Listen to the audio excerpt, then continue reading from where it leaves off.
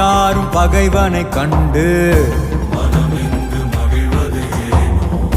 விழியோர காணல் கண்ணீரில் பொய்யும் மெய்யாகுதோ கரையில் தன் நிழலினை கொண்டு